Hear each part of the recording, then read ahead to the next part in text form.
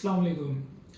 अपने digital channel Babar broadcast के साथ मैं हूं बाबर अंसारी और आज हम बात करेंगे करंट अफेयर्स से रिलेटेड कुछ ताज़ा तरीन ख़बरों की, जिसमें हिंदुस्तान से मुतालिक भी एक ख़बर है और पाकिस्तान से मुतालिक भी कुछ ख़बरें हैं।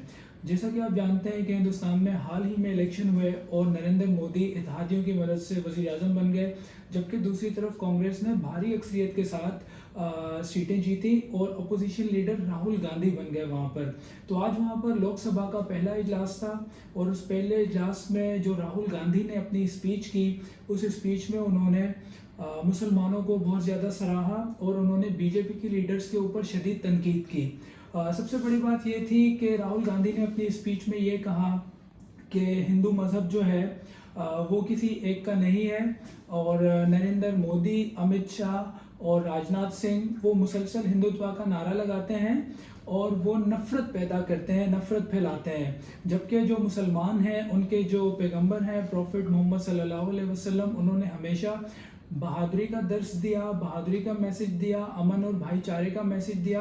और उसके बाद राहुल गांधी ने लोकसभा में अपनी स्पीच के दौरान पैगंबर इस्लाम के ऊपर दुरूद शरीफ पढ़ा, जिसके बाद बीजेपी और उसके जितने भी लीडर्स थे वो सब सीखपा हो गए और उन्होंने शदीद तनकीद की कि राहुल गांधी ने हमारे ऊपर बहुत से इल्ज़ामात लगाए। जबकि राहुल गांधी का ये कहना था कि हिंदुओं की नुमाइंदगी आरएसएस नहीं करता या सिर्फ बीजेपी नहीं करता। उन्होंने एक गलत इमेज पोर्ट्रे किया हुआ है पूरी दुनिया में और पूरे हिंदुस्तान में, जिसकी हम सख्त लफ्ज़ों में मज़म्मत करते हैं, जबकि यहाँ पर दूसरी अक़लियतों को और मुसलमानों को भी जीने का बराबर का हक है। और पाकिस्तान से हम खबर अगर शामिल करें तो पीटीआई के अंदर इंटरनल फाइट्स बहुत ज़्यादा बढ़ चुकी हैं।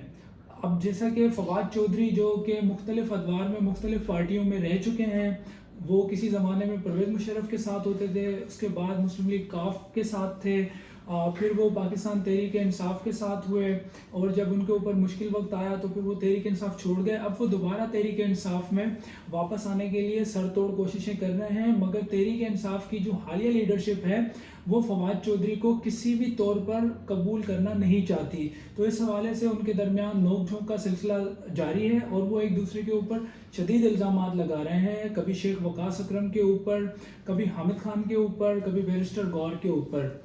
और दूसरी तरफ हम बात करेंगे कि पाकिस्तान में लाहौर हाई कोर्ट में नए चीफ जस्टिस की तैनाती का ऐलान कर दिया गया है। जुडिशल कमीशन ऑफ पाकिस्तान ने उसकी मंजूरी दे दी है। चीफ जस्टिस काजी फायज ईसा की सरबराही में ये इजलास हुआ और लाहौर हाई कोर्ट में एक खातून जज को जो है वो चीफ जस्टिस मुकर्रर किया गया है, जिनका नाम है जस्टिस आलिया नीलम। और दूसरी तरफ सिंध हाई कोर्ट में जस्टिस अकील अहमद अब्बासी की रिटायरमेंट के बाद यहाँ पर भी नए चीफ जस्टिस को लगाया गया है और शफी सिद्दीकी नाम है उनका। और हम बात करेंगे तहरीक इंसाफ की। अक़वाम मुत्तहिदा में एक ग्रुप है, working group for arbitrary detention, जो जबरी कैदी होते हैं जिनको जबर के तौर पर कहीं पर भी कैद रखा जाता है, तो उनकी तरफ से एक रिपोर्ट शाया हुई है और उस रिपोर्ट में उन्होंने पाकिस्तान के ऊपर शदीद इल्ज़ामात लगाए हैं और इमरान खान की रिहाई का मुतालबा भी किया है, जबकि पाकिस्तानी हुकूमत ने उसकी मज़म्मत की है।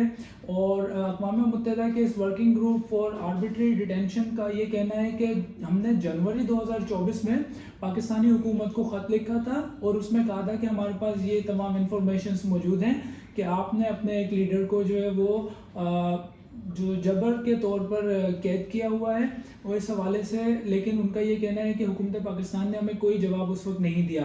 तो लिहाजा ये रिपोर्ट शाया हो चुकी है, जिसको तहरीक इंसाफ हर जगह शेयर कर रहे हैं, इसका हवाला दे रहे हैं। या याद रहे आपको, ये वही तहरीक इंसाफ है जो अमेरिका के ऊपर शदीद इल्ज़ामात लगाती थी। इनका ये कहना था कि एब्सोल्युटली नॉट, हम कोई ग़ुलाम हैं और अमेरिका तुम होते कौन हो हमारे मुल्क में मुदाखलत करने वाले। जबकि आज ये अमेरिकी कांग्रेस में अगर कोई बिल पास होता है पाकिस्तानी हुकूमत के ख़िलाफ़ तो ये उसकी भी हिमायत करते हैं, और अगर अक़वाम मुत्तहिदा की तरफ से कोई डिपार्टमेंट या कोई ग्रुप पाकिस्तान की हुकूमत के ऊपर तनकीद करता है तो ये उसकी भी भरपूर हिमायत करते हैं। तो ये थी आज की चंद खबरें जो हमने आपके साथ शेयर की। हम इन तमाम खबरों के ऊपर तफसीली बातचीत करेंगे अपने दूसरे व्लॉग्स में। बहुत शुक्रिया।